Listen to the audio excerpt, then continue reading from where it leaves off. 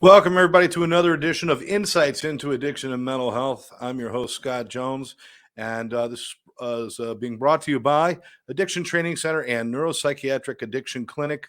Neuropsychiatric Addiction Clinic, you can find out more about them at npaddictionclinic.com, or you can call them at 844-282-1306. That'll be on the screen the whole time, so encourage you while we're talking today. If you want to check out a great treatment center, find out more about them, that's the place you want to go. But they're bringing you this edition of Insights, and today we have a special guest, Jordan Wiener. We've actually crossed paths for a while over the last few years, and stuff. And you work over at NP Addiction Clinic, neuropsychiatric. You work in outreach, and you do a lot of other things. But there's a lot to that. First of all, what led you to working in addiction? Okay. Like we previously were talking before we started, I'm also in recovery. And when I first got clean and sober, it's like, what do I want to do with my life? And like, what do I know best more than anything? So my mom was like, why don't you try like working in the recovery field? So initially, kind of like Karen said, she was a therapist. I got my CAP and I was doing counseling for a few years. And I also got my background in marketing.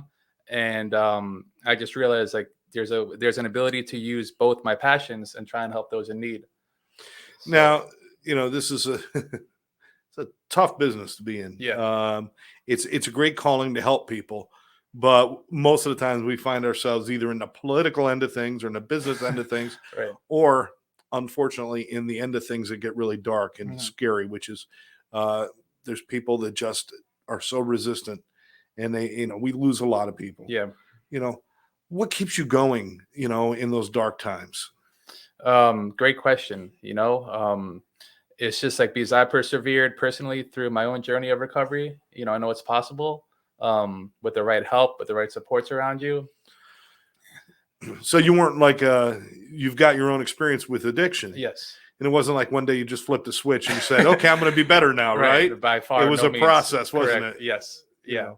And I'm never one to advocate that relapse is part of recovery. Right.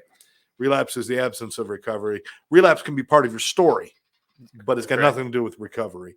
But you had to go through that, didn't you? Many times. Many times. Yeah, like my treatment history, which is I have, unfortunately or fortunately, I have a lot of experience going to treatment. Okay. And this is why I'm so fond of where I work now. It's just like the quality of care and the professionalism. I know I work there, but still as an aside, it's like I've never been to a place that's been like this high level, like the care we offer.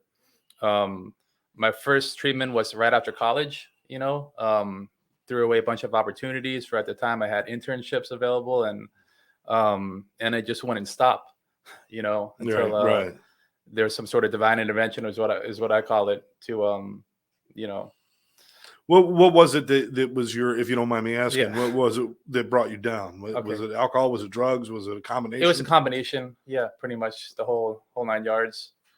Yeah. I think a lot of people I don't know if this is something you can answer. I think it can only be answered for each individual, but what happened where you became addicted or became alcoholically inclined? Sure. Was it, in your life, what was your story? Each story is going to be different. Nobody's got if somebody tells you they got the answers for everybody, right, they run because they don't know. But what was your reason?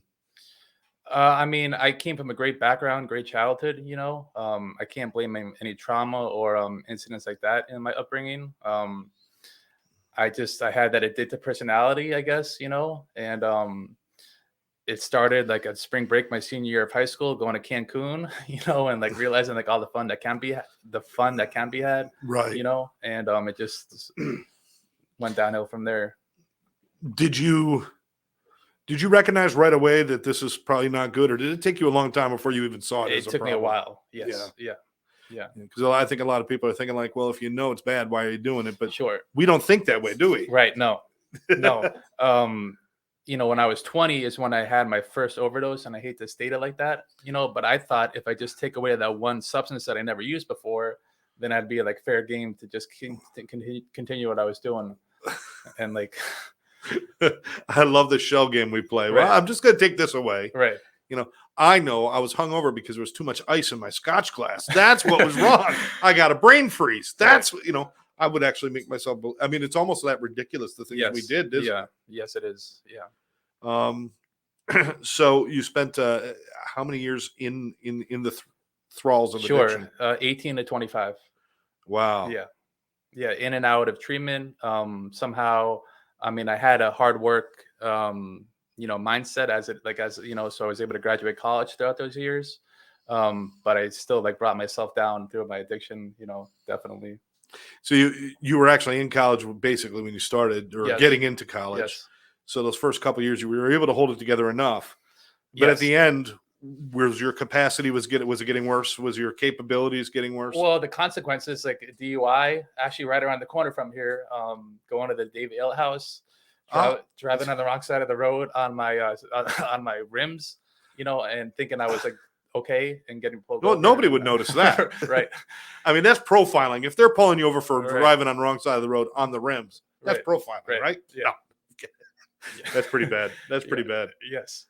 So yeah, that's when I realized, maybe, but I still wasn't ready to stop. Why do you think? What was the difference between going but not being committed, and then finally finding that spark? Have you ever identified what the spark was that really made you change? To be honest, That's a real personal question. Yeah, I know, no, and it's a great question, Scott, because like I said, I've been to many treatments before, when I was trying to get it. And some great centers with great therapists, but I just thought I could still handle it. It took me ending up in a hospital bed with a ventilator here in my stomach, not able to move. Um, and yeah, at 25 years old, to go to the bathroom, being gurneyed from the bed to the wheelchair, pushed into the bathroom, um, yeah. and then lifted on the seat, and the same thing for the shower. And yeah, like when I was in the hospital, like when that was happening, I was like, what in the, Yeah. It's funny because I know a lot of people, I'm sure you do too, that, the threat of death doesn't scare people. Right. It's like, well, you could overdose, you could die, whatever. Right. But to feel that helpless, Yes. I mean, that's one of the things that concerned me was when I saw more and more my kids had to actually manage my life. My kids had to take care of me and clean up after me, Sure. pick me up off the floor. And I started to Wow. realize, wow, Mm-hmm. this is I'll die, but I can't live helpless like this. Right. I got to fix this. And that's kind of, Yeah, pretty much, I really like left the left the note, was left to my own, it's like left there on my hospital bed. I had no ability to get up, to walk anywhere, to like if I wanted to sneak out to go to the pharmacy or the bar, I couldn't do that. So I really think like my higher power, what I call God, is like he really had to put me in that position to, to start to get it. So you go through all of this and then you come out the other side, and was it an immediate thought, I've got to help other people, or did that take a little time It to took a little develop? time, when I first moved back home from the hospital, that I was in for about a year after this whole incident, that I experienced, with my overdose and everything. I started going to meetings, worked my steps with my sponsor, got a home group. Um, I saw a therapist, and at that point, it's like, there's so much ability to help those that like how I was, and let me pursue that and see if that's a career for me that I think I can do. Excellent. Did you ever come to that, and I know I'm asking a lot of personal Yeah. stuff. We're going to translate this over to treatment and other things too, but I'm just curious, was there a point when you actually figured out, maybe it was after you got sober, the damage you did to family and Oh, the stuff like that? big Because time. we're usually oblivious at the time. Yes. Yeah. But do you remember that having an impact on you when you really realized the damage you were doing? Yeah. I mean, when my parents, the hospital was in Wauchula, like Central Florida. My parents Okay. live here in Delray, so every weekend they would come see me. Um, and just like the look of joy in my parents' faces, like with me on like my deathbed, but still alive. Um, from based on that, I can only imagine what I was putting them through, like when I was out there and not responding to them, and Yeah. so I definitely could see, the emotions on their faces, like on both sides, you know. And that's really impactful when you do recognize, and I think that's one of the keys, I think, for people to really have sustained recovery, is to realize it wasn't just you in a bubble. You Right. were harming so many people. Right. So, you know, the physical problems you had and the overdoses and all that, you weren't just hurting part of you, you were killing part of them too. I mean, 1,000%. Yeah. that's a tough realization, Yes. isn't it? Yeah. It's Didn't like come at the snap of a finger, you know, like realizing no, that. no. I mean, very few things do. Yeah. You know, I mean, there's always we'd love to have these talks about that spiritual awakening and that moment of clarity and all Right. those things. But most people have moments of clarity, but they don't realize it until they look back and say that was a moment of clarity. Yes. But they don't. It's not the big light coming down, and Right. you know, you're not being lifted out of your muck and mire, right? Right. At least, yeah, that was for me. I did not experience that angel coming down from the skies, and No, you know, no. I thought it was, but it was actually the gleam off the handcuffs coming towards me. right. But yeah, I'm not making light of anybody who's had a spiritual experience, but Right. that's really not what we're talking. We're talking about really just opening your eyes, isn't it? Is that the real key, is to really open your eyes and see the truth about what is happening to you? Yes. Yeah. And I mean, for me, it was came down to me wanting it for myself more than my parents tell me to, or the courts tell me to, or Yeah. being Baker acted or Marchman acted, you know, which could have been like a good start, you know, lead way Sure. into treatment, but I personally wasn't ready until I was ready. Right. You Right. know? Yeah, that's good. I mean, we can go on every day and talk about stories. Everyone is different, but there's a lot of similarities between them all. But so now you get sober, and you know, you start to you know, put your life back together. Yes.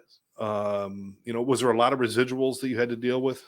The physical, you know, Okay. a lot of physical therapy, learning to walk again. At that point, when I first came out of my coma, I was doing speech therapy, occupational therapy to get me to the ability to, you know, be independent.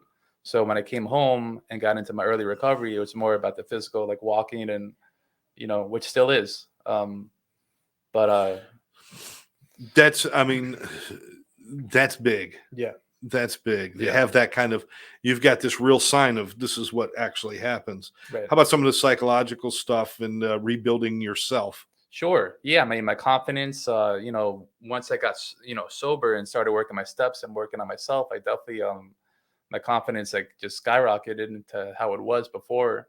You know, trying to do the right thing, especially when nobody's looking, you know, integrity, which is Yeah. not always easy, but, Yeah. you know, I think it was Mark Twain who says, always do the right thing when people are looking. I think it was Mark Twain. right. Right. But that rebuild, I think a lot of people get wrapped up, and I'm trying to paint a picture for people of this beginning of recovery. Mhm. There's a lot of guilt and shame that goes along with all of that, and everybody, I don't care who you are, everybody's got some of that. Right. You know, how did you find battling that, the guilt, the shame, the whole sorrow for everything you've done? I mean, Sure. you know, what was the beginning of dealing with that, and how did you? Okay. Um, I, you know, for me, I just delved into my recovery, like right when I got home, you know, and picking up my medallions and seeing my parents in the front row, like year one, and just seeing their, you know, faces of joy and happiness. Like that was, I wasn't living in the past. I was more like right now, how am I going to mend the future, you know, for myself and for them. Right. So that's, you're really talking about just really being present in the Correct. moment and Yes. doing what's in front of you. And staying on that course, you know, Right. a day at a time. Right. Now, did you take to recovery right away, or were you one of those ones that's like kicked and screamed a little bit along the way? That's how I was, you know, pardon me, in my treatment you know, my treatment experience, when we, you know, initially trying to go to meetings and treatment, but when I got home, I was ready, you know, Okay. I was ready. Now, have you noticed, you know, I want to get more into like what's going on now, but considering you were really involved in fellowship and things like that, Yeah. I would assume, Yes. sponsors and dealing with and going to meetings and doing all that. With this COVID crisis we've had these last 2 years, a lot of that's been taken away. Sure. Now, I know we've got these Zoom meetings and we've got this, but I can't imagine that would have worked for me Right. back in my day, Right. because I needed the bro hug. Exactly. I needed that a group of guys around me with a big puff of cigarette smoke. Mhm. Of course, back then we were smoking in hospitals and Right. basements, but I needed that around me. So, how much damage has happened because Oh of this God, separation? I can't imagine. I can't fathom it. I think that's why it's you read about the mental health kind of crisis going along with the COVID, being isolated and alone. I needed that. I needed the dinners after the meetings, the coffee before, the hugs, Mhm. like you said. Yeah. I probably would not have got it if I didn't have that. I mean, I had a special place. It was a Denny's. It was a Denny's in Syracuse, New York. Okay, nice. And it was down the street from the clubhouse, the open house where I got sober. And we would all end up there. None of us had money. They put us in the back room because they didn't want us around regular customers. Right. We all rode motorcycles. And it'd be like, 18 people, and we'd share one cup of coffee. We had nothing, Right. but we would show up there. And that was important to me. Did you have places like that? Oh yeah, a Flashback Diner in Hollandale. Oh, there you go. Was one of them. Denny's by 95 in Hollywood. I would meet up with my sponsor there and grand sponsor. And Denny's is great because they're always open. Yes. Their motto should be, "Hey, it's late." That's it. Right. But that's that's cool. But Yeah. for people not to have that, Mhm. now you're helping people. You're helping getting them into treatment and doing stuff. Do you do follow up afterwards? Absolutely. Too? Yeah. So how are you helping these people who have been separated? What has been tough about that for you? Helping them. I can't like wave a magic wand over somebody and say, hey, you have a problem. Yeah. Go down the list of has this happened? What's going on with this part? Have you have this consequence? How do you feel? Kind of tie all those things in together, and then what do you have to lose by giving treatment a shot? Exactly.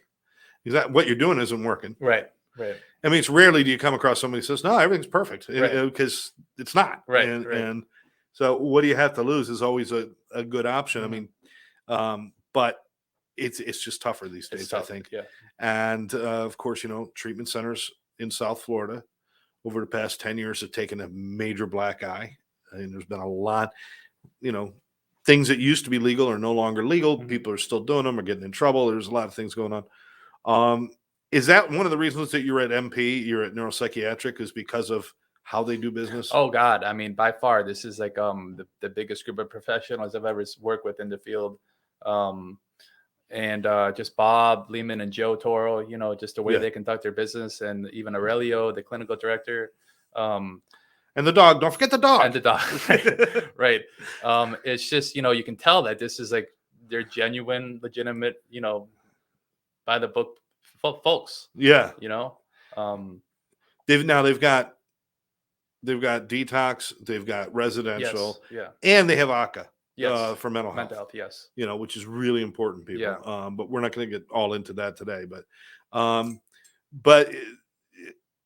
have you had some good experiences of people coming out and saying, "Wow, that's incredible"? Oh yeah, I mean, you got to have some good stuff, or else you wouldn't keep doing it, right? right, correct. Yeah, no, big time. Yeah. Especially, the ACA, the mental health part, people come in, for whatever reasons, and then they go through their treatment, stint, and come out, and they're just have learned the tools that they needed to, learn to cope with whatever feelings they have. Maybe they needed a new medication to be on that they got on in the stay, and learn about that. And just learn how to cope with life, life on life's terms, without self-destructing. Well, again, I hate to keep going back to it, but it's hard. It's a hard business, and we do lose people. Yeah. And in a position you're in, you probably have people that you've worked with month after month, possibly year after year, and then we lose them. What kind of impact does that have on you? Sure. I mean, yeah, it definitely takes a toll, especially like if it's somebody that I was like hands-on with. Anybody that I hear passing is like devastating. Absolutely. But if I personally had an experience with them, either doing therapy or now like trying to get them into treatment and talk with them and getting the help that they need, it definitely takes a toll, especially if you talk with the family and the parents. Puts me back in the seat where my mom and was going through what I put her through. And so it's never okay. Right. I mean, I've been unfortunately, I've been involved with places, and then I ended my involvement when I've heard things like, well, they're addicts, they're going to die. Just get over it. Just brush it off and move on. I don't want to be around people like that. Yeah. I want people who are going to feel it, because Yeah. if we don't take it personal, Right. then who's ever going to change it, right? Right. It's horrible. But for every one of those, we've got stories of people that maybe even you were shaking your head when you first saw them and said, "We'll do this," but I don't know. Right. You've got to have a few, and then they yeah. come out and they shock you, and then they they're- build these great lives. Does that light you up? Big time. Yeah. Yeah, and definitely. And the same thing on the other end, where you have hope in the individual while they're in treatment, and then sadly that you hear them leaving and something happening, and just goes to show, like, addiction and alcoholism, like, they don't discriminate no matter how well you're doing at the time. So 15 years in recovery. Yes. Just last month. Congratulations. Thank you. Yeah. Congratulations. Thank you, Scott. Yeah, that was big. That's a big number. Yes. But it's just the beginning for you. I mean, what is your life like today, and as a sober human being? Sure. Are you missing out on life because you don't drink or use? I mean, I honestly, there's no, like, what would that do for me? I mean, it does nothing. The thought, it would just, I'm so content with everything in my life that I just have no need or desire for anything like alcohol, pills, cocaine. Like, it would, like, what does that do for me? Nothing. And that's where I'm at. I think that's a part of the formula that gets missed sometimes. It's not just about putting the drink or the drug down and living without it. Yeah. It's about building a life where you don't even want it. Right. Because it doesn't fit, or it just, I got so much, why would I even do that? Correct. Yeah. Right. And I know what time it is. If I take one, like I have pain in my back or whatever, and I go to the doctor and it gives me some pill, and like, okay, and I know what time it is. I'll take like that, a Corona, cigarettes, and then I'm off to the races. Yeah, exactly. I already have exactly. the tape laid out. But you don't live your life like I could drink any day. No. Because I think people who have really successful sobriety, the one day at a time is about doing what's in front of you today, paying attention to where you are, being present in your moment. Don't live your past today and don't live your future today. Right. But think about your past so you can learn from it and plan for your future. So what you do today helps you. Yeah. But I think some people get so wrapped up in that one day at a time that they'll walk around with 30 years sober and say, I might drink tomorrow. Wow. Right. That doesn't seem like it's very stable to me, does it? Right.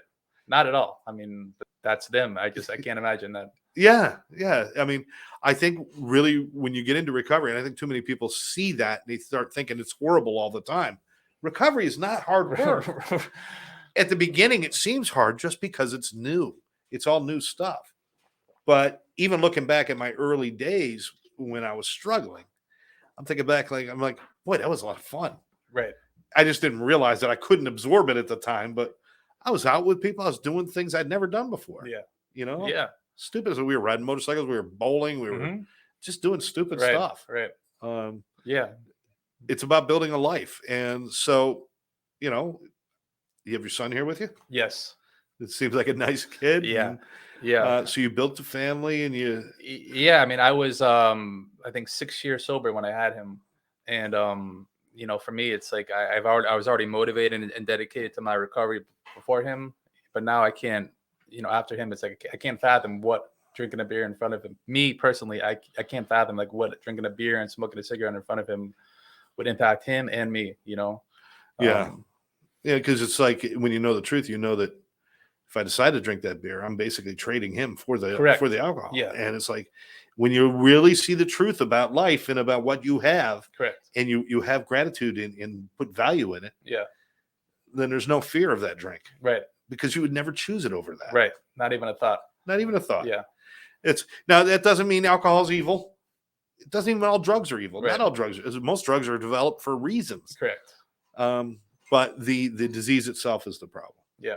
So now a lot of people do this whole thing about disease versus, where do you land there? It's a tough one, right? Well, I mean, like, I can pinpoint, just like my family lineage, like my father who just passed away. I'm sorry. Thank you, Scott. Who is one of my heroes, but he had some OECD tendencies to him. He was in the Vietnam War, and I know maybe that came from that, just like the military discipline. But I can see some of the compulsiveness from him. That's not to me, those traits. Yeah, I think those traits definitely do pass down. Yeah. I think you can see certain, uh, you know, certain habits and different things rear their head. They've never drawn the perfect line Right. between heredity and alcoholism or drug addiction, Right. but there are certain precursors that Sure. we could see. But does it really matter? I don't know. It doesn't. I And guess that's where I'm going with right. all Maybe I that. didn't answer it I directly. don't care what people Right. think. Right. Just if it's killing you, why would you keep doing it? Hmm. You know. So there's a lot of people out there, Jordan, right now thinking, you know, first of all, what should I be looking for if I want to go into treatment or someone I love needs to go into treatment? What should they be looking for? Because there's a lot of bells and whistles out there that Yes. distract you from real treatment. Sure. What could you tell them to look for and what should they do? Okay. Well, definitely look around for whatever area you're in, even if you're not in the area, but just do some research and the places that you find that might look like clean and professional, give them a call, and then just like see what they're about. Talk to their owner, talk to their clinical director. See, now that's funny because a lot of places you can't get past the marketers. Right. And everybody needs, I use the word marketers and I don't want to make it a bad word, but everybody needs the people to answer the phones, Correct. the intake people, the Sure. outreach people, Right, or the right, right. marketers. But if you can't get past them to talk to the clinical staff or to other people at the treatment center, don't go there, right? Right. Right. 'Cause Right. what the hell are you hiding that I Yeah. can't talk to the, That's a great point, Scott. people research cars more than they do rehabs. Yeah. It's, they want to test drive a car, but they don't even care where they're sending their kids. Right. Right. They should. Yeah. There's a lot of places out there, beautiful ocean views on the internet, and they're in the Arizona desert. Right. It if Yeah. if it doesn't feel good, people should visit if they could too and tour, right? Sure. Yeah. Get a feel for the family comes and visits, get a tour for the staff is the biggest one, I think. The area, the environment, which is why I feel like so highly of where I'm at now, neuropsychiatric addiction clinic. It's just, the cleanest facility really I've ever been in for treatment. And just the staff is like always there, always caring, and always wanting to talk to you and trying to help. If you want to be at a place where you're going to be sitting at the beach every day and riding ponies, this isn't for you. Right. If correct. you want a place that's going to focus solely on your recovery Correct. and what you need mentally, physically, and psychologically, Yes. this is spiritually too. That's what you want. Correct. Yeah. Because that's where their whole focus is. They Yes. didn't, Joe and Bob and these guys, when they were putting it together, it wasn't about, let's make it look pretty. Right. They said, let's make it work. Yes. And you can feel that when you walk in the door, right? Just the way you're treated and everything. Yeah. Do you get along well with the people you work with? Oh yeah. Yeah. It's great. You guys are like family, right? Yes, we are. Yeah. Everybody really, I don't want to say only cares, but like the client's number one, to try and give them the best quality of care that, that's pretty much everybody's top goal is to create and provide the best quality care that can be, given out. I believe in it enough. My daughter was in there and, last year. Okay. So my daughter was in there and she struggled. And she did leave, a little before everybody wanted her to, but she took what she learned, she progressed it, and now she is sober. And she says it's all due to what she learned in there. Yeah. So she's doing really well. Yeah, amen. And so So I'm in debt to them, certainly. But this is a great place. Please check it out. Now there's people sitting there also saying, I don't know if I really want to go to treatment. I don't know if this, that's not for me, or my life's too much of a mess. I can't fix it. I'm beyond hope. Right. What do you want to say to that? What do you have to lose by being here and giving it all you got, while you're here? Because if I don't give it 100%, like I'm shortchanging myself, I'm most likely going to end up back in a place like this or worse. And the worst we talked about, it might not be what you're thinking about. So what if I die? But how about having your kids changing your diapers for the rest of your life? How about them having to wipe the drool from because that's where a lot of people end up. People don't talk about that. I was there, Scott. You were there. When I was 25, my sister, who's like a really big support in my life, when I was in the hospital and I had my feeding tube and I couldn't swallow because I was being fed through the tube, she would come with like those ice sticks, and she would like swab Yeah. my mouth. Sorry. Yeah, that's right. And at 25 years old, I'm having my sister do that to my mouth to hydrate me. Wow. And so yeah, I get it. Yeah. I get it. I know I was laying in the hospital bed and, my heart and everything. And I just said, let me go. Mhm. Let me go. And then my daughter came in the room, my little daughter, who now is sober and doing, but she was very little at the time. And she walked in the room, and all of a sudden I jumped out. I'm like, help me, everybody. Come Right. on, give me what you, I want to live. Because I realized it's like, I don't want to be a burden. I don't want to have them lose some Mhm. for a dumb thing. Right. I mean, let's talk about this. It's freaking stupid, isn't it? We put something in our body that makes us dumb, that makes us lose control of our emotions and our thoughts and our bladders and everything else. Right. Why? Even as I sit here today with all my years in recovery and all the work that I've done, I can't answer that question why. I mean, I can give you technical answers and this and that, but it's still, to me, is that great mystery of why did I ever Right. think that was the way I should be living? Right. Have you ever answered that for you? Yeah. And I can't answer it. It's amazing. Right. But I could tell you a million reasons why I should never do it again. 1000%. And it starts with friendship, Mm-hmm. with doing this kind of work and helping people, with your son in the other room and my kids, wherever they are in the world right now. Yeah. They're scattered. Right. There's a million reasons why not to. And the truth is, nobody's ever given me a good reason why. Right. There's no good reason. Yeah. Jordan, anything else you want to add? I mean, I just, I would highly recommend our facility if, somebody really needs to get their help that they need. Either a family member looking to help their loved one, or a friend trying to help somebody. Give us a call or give us a shout. do you want to put your personal number out there for people to give you a call? Yeah. Go ahead. Tell them. My personal line is 561-613-2425. And literally I'm like available 24/7. I don't sleep much to begin with. So, I don't know if it's all the coladas I'm drinking, the Cuban coffee coladas, but those are good. They are good. Those are good. But I always want to help. Yeah. So give Jordan a call if you want to talk to him more. Just even ask questions, right? I mean, just because they call you doesn't mean you're going to put them in treatment, right? But if you'll answer questions too, Sure. right? I mean, because that's part of educating people, is part of what's going to help you. Yeah. So we want to do that. You could also give them a call at the facility at 844-282-1306, or go to npaddictionclinic.com and learn more about neuropsychiatric addiction clinic. But again, I look at the webpage, read about it. Yeah. But don't stop there. Because if you stop there for that, you're going to stop there for the next one that's fake. Right. Go and check out the facility, talk to the people. If you're not talking to the clinical director or to one of the therapists who are so good there. Yes, they are. Or even a CEO, which I know you can get on the phone. Right. One of the owners. Yes. The owners will help people get in and why pick I'm up so the phone. Fond of here. It's remarkable. Just you can get them to talk with you and try and help directly. Most places you don't even know who the owners are. Yeah. So this is really good. Yeah. Check them out, Neuropsychiatric Addiction. Make sure you keep checking out more editions of Insights into Addiction and Mental Health. Jordan, I want to thank you so much for your time today, brother. Thank you, Scott. It's been great hearing your story and your passion. If I can just add about the Please. website, there's a link for the different programs we offer for the services, and it gets into the specialty programs that we have for individuals that either need detox, primary mental health treatment.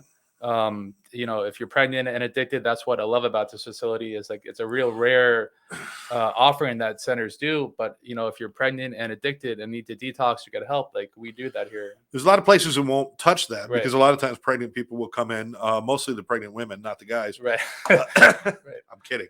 But they'll come in and they would not have had prenatal care or good healthy diets or anything like that. Correct. So they're coming in at risk, and Yes. very few places will take that. Right. But because of the incredible medical staff, Yes. and their knowledge and their connections to even outside medical Mhm. resources, so if somebody comes in, they can get them what they need. Yes. Yeah. And so that's important. So pregnant, certainly mental health. If you're not sure if it's the mental health or the addiction that's got you, and the truth is, sometimes we don't know. Right. Sometimes we come in because you're addicted to cocaine. Turns out you got some other issues Right. going on. You got schizophrenia, you got this, you got that. But having a place with an alcohol license, they can continue to treat you. Right. It's not like, if there's other places, they could say, Well, since your primary is now mental health, we got to kick you to the curb and or find another place. Right. That's not right. Yeah. You guys got it all covered. Yes, we do. Yeah. Read about it, learn about it, ask about it, Right. and certainly talk to my friend Jordan, and he'll get you right on the right path. I want to thank you all for joining us. If you like this show, please remember to subscribe to the ATC Network on YouTube and click and join us for our upcoming shows.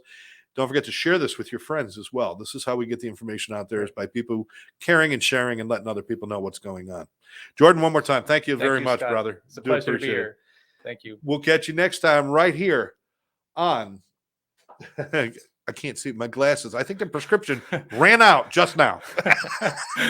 Does that even happen? Yeah. Right here on Insights into Addiction and Mental Health. Yeah.